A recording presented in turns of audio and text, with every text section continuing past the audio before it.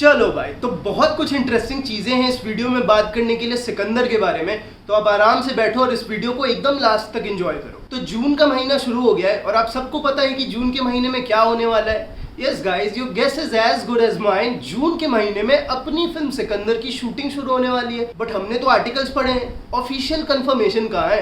अरे भैया यहाँ है। आपको सबको पता है कि ऑफिशियल अपडेट्स का वन स्टॉप डेस्टिनेशन कहाँ है, वो है वर्दा मैम। अब उनके कमेंट सेक्शन में बंदे जाके सवाल करते हैं और मैम जवाब दे देती हैं वहां पे।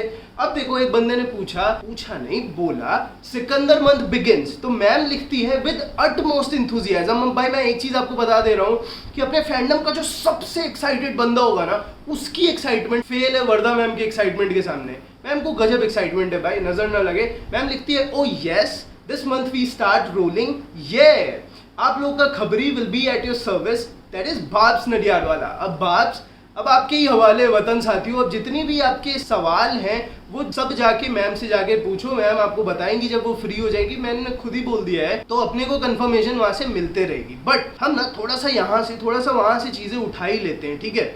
अब देखो, यहाँ से अपने को कंफर्मेशन तो मिल गई कि जून के महीने से शूटिंग शुरू होने वाली है। लास्ट वीडियो में मैंने आपको, जब मिड डे की आर्टिकल आई थी, मैंने आपको बताया था कि जून का जो तीसरा हफ्ता होगा ना, तीसरा या चौथा हफ्ता, जो आखिरी का हफ्ता होगा, वहाँ पे फिल्म की शूटिंग शुरू होगी। उससे पहले जो है वो फिल्म की प्रिपरेशन चलेंगी। सलमान भाई जो है उनको ट्रेनिंग करनी है, स्क्रिप्ट रीडिंग्स होंगी। अब यहाँ पे एक और आर्टिकल आई है सुबह सुबह मिड डे की 6:30 बजे के आसपास। मैं आपको बता दूं, बाद में मत बोलना कि हमने यहाँ से पढ़ लिया था, हमने वहाँ देख लिया था। भैया एक ही जगह अपडेट आती है, हर कोई वहीं से छापता है, ठीक है।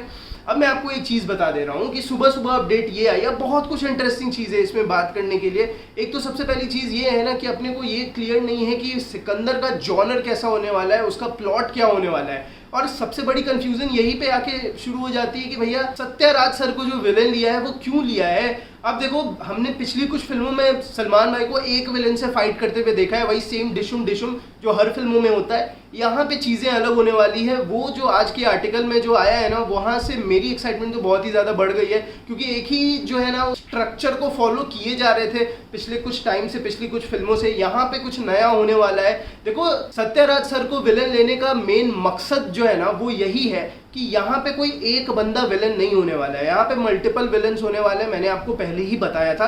अब देखो, सत्यराज सर कोई मसल मैन वाला रोल नहीं प्ले करेंगे। हाँ, मसल मैन डिफरेंट सेंस में जरूर हो सकता है। वो कोई माफिया बॉस हो सकते हैं, वो कोई किंग पिन हो सकते हैं, वो कोई बहुत ही बड़े डॉन हो सकते हैं, वो गैंग लॉर्ड हो सकते हैं, वो गॉड फादर हो सकते हैं। मतलब समझ रहे हो, जिसकी अथॉरिटी होती है पूरी। मतलब जो एक कोई बहुत ही बड़ा बिजनेस टाइकून जो बहुत ही ज़्यादा रिच और पावरफुल है, उसके अंडर उसके गैंगस्टर्स हैं, क्रिमिनल्स हैं, वो क्रिमिनल मास्टरमाइंड है। वो सारी की सारी चीज़ें जो है ना कंट्रोल करता है, सारी की सारी चीज़ें डिसाइड करता है कि कब क्या होगा। उसके हाथ में है सारी चीज़ें।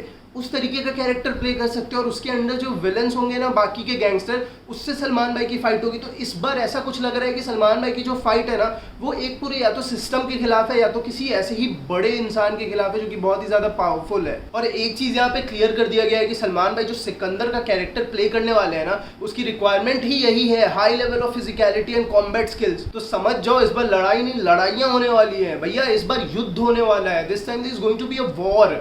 यहाँ पे बहुत कुछ खून खराबा होने वाला है भाई, तो उसके लिए पहले से ही तैयार रहो। अब तुम ये मत सोचना कि ये सारी चीजें मैं अपने मन से बोल रहा हूँ। ये सारी चीजें आर्टिकल्स पढ़ने के बाद, थोड़ा दिमाग लगाने के बाद मुझे समझ में आ रहा है, क्योंकि यहाँ पे क्लियरली ये चीज लिखा हुआ है कि सलमान भाई जो है वो अब अगले ही हफ्ते चेन्नई जाने वाले हैं। इस फिल्म की जो एक्शन सीक्वेंसेस होने वाले हैं ना, उसकी ट्रेनिंग के लिए, उसकी हार्डकोर प्रिपरेशन के लिए। अब देखो, सलमान भाई को इन सारी चीज़ों की ज़रूरत नहीं है, क्योंकि वो 3 डेकेड्स से ज़्यादा से एक्शन कर रहे हैं। बट यहाँ पे जिस तरीके के एक्शन सीक्वेंसेस डिज़ाइन किए गए हैं ना, देखो, जब सलमान भाई ट्रेनिंग कर रहे थे, जब सलमान भाई यहाँ वहाँ घूम रहे थे, शादियों के फंक्शंस अटेंड कर रहे थे, तब AR मुरुगदोस ने ये चीज़ मेक श्योर किया कि वो अपने फेवरेट एक्शन कोरियोग्राफर्स वो इस फिल्म में लेके आए और वो ऐसे ऐसे एक्शन सेट पीसेस डिज़ाइन करे जो हमने आज तक नहीं देखे हैं, जो कि काफ़ी ज़्यादा एक्सपेरिमेंटल हो, काफ़ी ज़्यादा न्यू हो। बट यहाँ पे ऐसी चीज़ें डिज़ाइन कर दी गई है जिसमें बहुत ही ज़्यादा ट्रेनिंग की ज़रूरत है, क्योंकि नई चीज़ें होने वाली है यहाँ पे। और यहाँ पे जो एक्सटेंसिव फाइट सीन्स होने वाले हैं, रिगरस ट्रेनिंग होने वाली है। और एक्सटेंसिव फाइट सीन का मतलब यही होने वाला है कि लंबे लंबे फाइट सीक्वेंसेज होने वाले हैं इस फिल्म में। तो एक से बहुत ही ज़्यादा होने वाले हैं। हमने टाइगर 3 के टाइम पे सुना था 6 होंगे, 7 होंगे, बट उसके बारे में बात नहीं करेंगे। आई होप यहाँ पे जो चीज़ें हम चाहते थे वो हमको मिले। देखो सलमान भाई ने AR मुर्गदोस के साथ ये डिसाइड किया खुद से कि देखो जितनी भी एक्शन सीक्वेंसेस डिज़ाइन हुई है ना वो इस तरीके से डिज़ाइन की गई है कि हमने एक नया एक्सपीरियंस मिले, और सलमान भाई के लिए भी काफ़ी नई चीज़ें होने वाली है। तो उन्होंने ये चीज़ AR मुर्गदोस के साथ डिसाइड किया कि मैं भैया चेन्नई जाऊँगा और वहाँ पर जाके इन सारी चीज़ों की ट्रेनिंग करूँगा,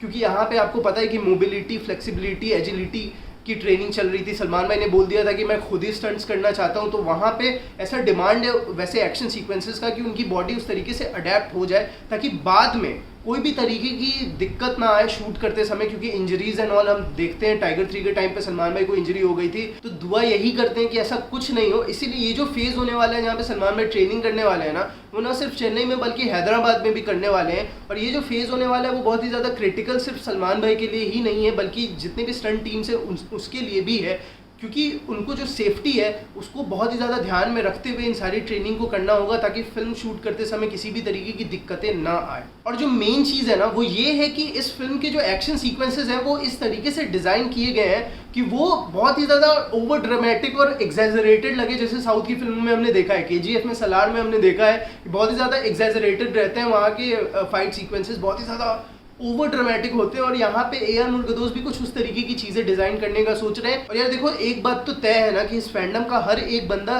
यही चाहता है कि कोई ऐसा डायरेक्टर मिले जो सलमान भाई को उस लेवल पे प्रेजेंट करे जो वो डिजर्व करते हैं। जिस तरीके का उनका ऑरा है, जिस तरीके का उनका स्क्रीन प्रेजेंस है, भाई उसके लिए एक डायरेक्टर का विजन चाहिए होता है कि वो उस चीज़ को और तरीके से बाहर निकाले।